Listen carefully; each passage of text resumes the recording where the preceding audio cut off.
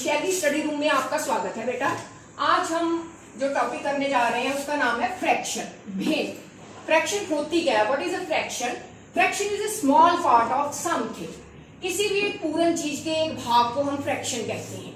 ठीक है, जैसे आपने स्कूल में गिनती पढ़ी होगी 1 से 50 तक, 50 से 100 तक। कभी आपने 1/2, 1/3 ऐसी गिनती नहीं पढ़ी, आधा, पौना ऐसी गिनती नहीं पड़ी, 1/4। ठीक है, ये जो 1/2, 1/3 है, ये क्या है? फ्रैक्शन, भिन्न है।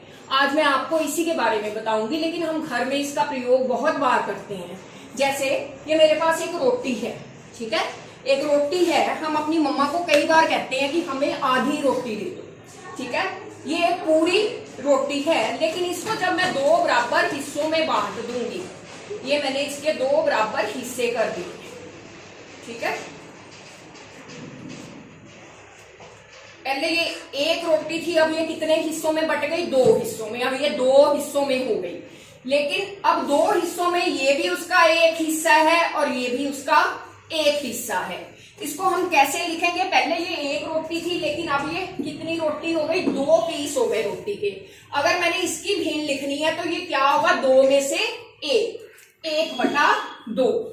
ठीक है, इसी तरह इसकी लिखनी होगी तो क्या होगा? ये 2 हिस्सों में से ये 1 है, इसको भी हम क्या लिखेंगे? 1/2। इसको हम क्या कहते हैं? हाफ या आधा। ठीक है, 1/2 हिस्से को क्या कहते हैं? आधा। ठीक है, इसी तरह जैसे मेरे पास ये TLM है। अब मेरे पास देखो, ये 1, 2, 3, 4 हिस्से हैं। ठीक है, 4 हिस्सों में से अगर मैंने संतरी वाले हिस्से की भिन्न पूछनी होगी तो ये कितनी होएगी? टोटल हिस्से हमारे कितने हैं? 4। अब संतरी वाले, ऑरेंज वाले हिस्से की कितनी फ्रैक्शन होगी? 3 हिस्से हैं।